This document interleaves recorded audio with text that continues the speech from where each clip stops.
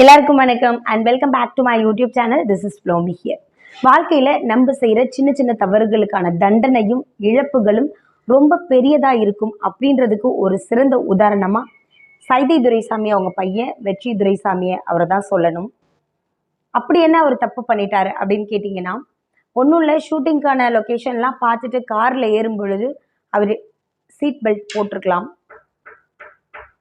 Back சீட்டில் உட்காந்துருந்த அவங்க friend Gopinath வந்து காரோட பின்னாடி சீட்டில் அமர்ந்திருந்து அவரோட ஃப்ரெண்ட் கோபிநாத் அவங்க சீட் பெல்ட் போடப்பட்டதுனாலையும் என்னமோ தெரியல, உடலில் காயங்களோட மீட் எடுத்துட்டாங்க.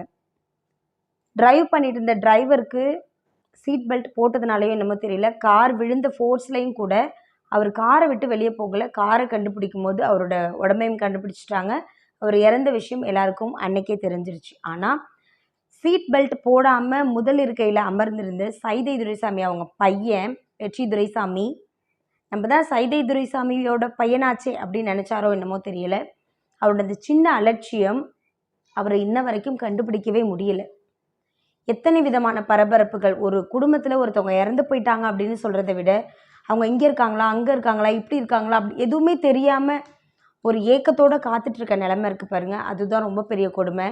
இது எல்லாத்துக்கும் நடுவில் இந்த 7 நாட்களாகவுமே ஒரு நாள் வந்து சூட்கேஸ் கிடைக்கிது, ஒரு நாள் வந்து அவரோட ஐஃபோன் கிடைக்கிது, ஒரு நாள் வந்து அவரோட ட்ரெஸ்ஸஸ் கிடைக்கிது, ஒரு நாள் வந்து பாறைகளோட இடுக்கில் சில மூளையோட பார்ட்ஸ் கிடைக்கிது. அது யாருதுன்னே தெரியல. ஒருவேளை வெற்றி தான் இருக்குமோ அப்படின்னு சொல்லிட்டு டிஎன்ஏ டெஸ்ட் எடுக்கிறதுக்காக கொடுத்துருக்காங்க. இன்றைக்கி 7வது நாளாக தொடர்ந்து 100 பேர் தேடிட்டு இருக்காங்க. பல்வேறு விதமான மீட்பு குழுவினர் அங்கேயே இருந்து அதையே ஒரு வேலையாக பார்த்துட்டு இருக்காங்க. இருந்தும் எந்த பயனும் கிடைக்கல. இப்போ வரைக்கும் அவர் இருக்காரா இல்லையா அப்படின்ற எந்த விஷயமும் தெரியவே இல்லை. இதில் விட சோகமான விஷயம் என்னென்னா, வெற்றியோட அப்பா சைதை துரைசாமி தன்னோட மகன் கிடைச்சிட மாட்டாரா, தன்னோட மகனை பற்றி யாராவது ஒரு நல்ல செய்தி சொல்லிட மாட்டாங்களா, அப்படி சொன்னாங்கன்னா அவங்களுக்கு நான் 1 கோடி வரைக்கும் பணம் தரேன் அப்படின்னு சொல்லிட்டு அங்கேயே வெயிட் பண்ணிகிட்ருக்காரு.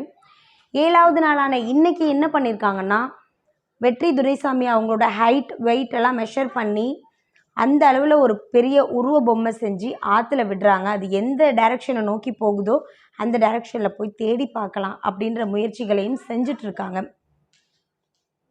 எந்த பிரயோஜனமும் இது வரைக்கும் இல்லை. நாளைக்கு டிஎன்ஏ டெஸ்ட்டோட ரிசல்ட் வந்துடும் அப்படின்னு சொல்லியிருக்காங்க. ஒருவேளை அது வந்துருச்சுன்னா எப்படி இருக்கும் அப்படின்னு தெரியலை. எதுவாக இருந்தாலும் ஏற்றுக்கொள்ள தயாராக இருக்கணும் சைதை துரைசாமி அவங்க.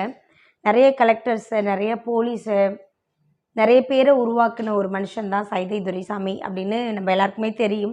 இன்றைக்கி நிறைய சென்னையில் வந்து ஒரு டைவ் பண்ணுற வீரர்கள், ஸ்விம் பண்ணுற வீரர்கள், அப்புறம் தேடுதல் பணியை ரொம்ப சிறப்பாக செய்கிற வீரர்கள் எல்லாரையும் கூட்டிகிட்டு போய் சென்னையிலேருந்து அவர் வந்து மீட்பு பணியை தொடர சொல்லி மறுபடியும் அழுத்தம் கொடுத்துட்டே இருக்கார்.